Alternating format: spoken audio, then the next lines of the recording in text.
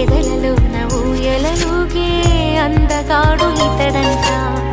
ఎదకు లోతు ఎంతో చూసే వన్నె కాడు ఎవరంట. అయినా నేను మారాలే అందంగా బదులిస్తా